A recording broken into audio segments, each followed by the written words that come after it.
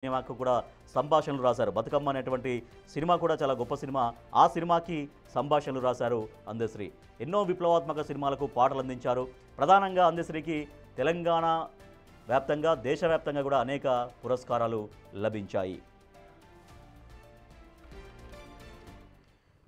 ఎస్గా అందశ్రీ మరణంతో ఒక్కసారిగా అందశ్రీ మరణం అందరినీ, సాహితీ ప్రియుల్ని, సాహితీవేత్తల్ని అందరినీ షాక్కు గురి చేసింది. ఒక్కసారిగా అందశ్రీ చనిపోయారనేటువంటి వార్త విని. సో ప్రస్తుతం మనతో ఫోన్ లైన్లో మాట్లాడేందుకు ప్రఖ్యాత గాయకులు నల్లగొండ గద్దర్ లైన్లో ఉన్నారు. గద్దర్ గారు నమస్తే. నల్లగొండ గద్దర్ గారు నమస్తే అండి. నమస్తే అండి. ఒక్కసారిగా అందశ్రీ గారి వార్త విని ఎంత షాక్ అనిపిస్తుందండి నిజంగా. సో మీరు అంటే అందశ్రీతో అంటే మీరు ఈ మధ్యలో కలిసారా, మాట్లాడారా? సో వారి సాహిత్య సేవ, వారు అందించినటువంటి ఒక స్ఫూర్తి ఎటువంటిది? ఈ సమయంలో మనం మాట్లాడుకోవాల్సింది ఇంకా అదే ఉంది. ఆయన అందించిన స్ఫూర్తి గురించే మనం మాట్లాడుకోవాల్సింది. ఇంకా అందశ్రీ గారికి ముఖ్యంగా జోహర్లు అర్పిస్తూ, అంత గొప్ప సాహితీవేత్త, గొప్ప రచయిత, గొప్ప గాయకుడు ఒక శిఖరము నేల రాలిందని ఆ వార్త వినడానికే చాలా బాధగా ఉందండి.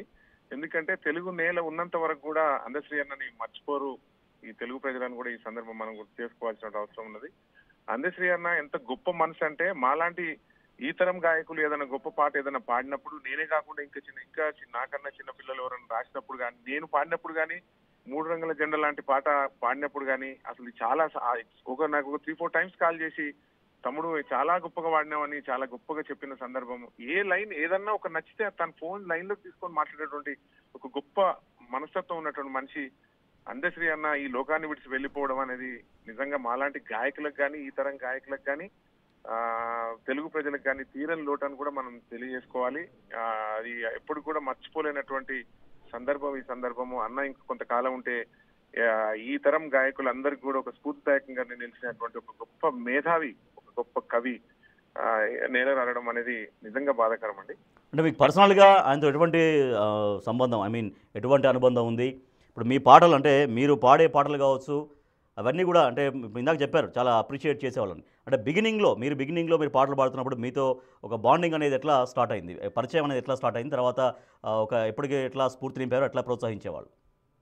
నాకు అంటే గత ఒక 10-15 ఇయర్స్ బ్యాకే నా గొంతు ఒకే నల్గొండకు వచ్చారు ఒకసారి. నేను నల్గొండలో ఉన్నప్పుడు అన్న నేను ఒకే వేదిక మీద పంచుకోవడం జరిగింది. ఆ వేదిక మీద నేను నా గొంతు విని, తమ్ముడు నీ గొంతు బాగుందని చెప్పేసి అప్పుడే నన్ను దగ్గర తీసుకొని నన్ను అప్రిషియేట్ చేయడం జరిగింది. రాబోయే రోజుల్లో నీ గొప్పగా వాడతావని చెప్పేసి ఆ రోజే నాకు మంచి మనసుతో దీవించడం జరిగింది అన్న. ఆ సందర్భంలో ఎక్కడ కలిసినా కూడా చాలా ఆప్యాయంగా దగ్గర తీసుకుని తమ్ముడు అని పలకరించేవాడు.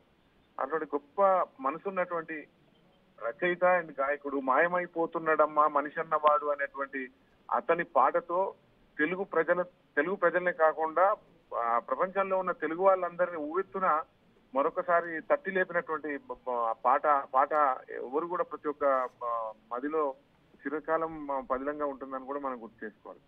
సో అంటే ఆ పాట నిజంగా ప్రతి ఒక్కరికి అది చాలా వరకు కదిలిస్తుంది. అంటే మనిషి ఒకప్పుడు ఎట్లా ఉండే, ఇవాళ మనిషి ఎట్లా దూరం అవుతున్నాడు. మనిషి మీన్స్ ఒకప్పుడున్న మనిషి అంటే హెల్పింగ్ నేచర్ కావచ్చు, లేకపోతే ఒక చాలా దాని ఏమంటారు, ఒక ఓపెన్గా ఉండేటువంటి మనిషి ఇంత కుచించకపోతున్నాడని అర్థం వచ్చలే. ఒకసారి దాంట్లో ఉన్నటువంటి కొన్ని లైన్స్ ఒకసారి పాడండి గద్దర్ గారు.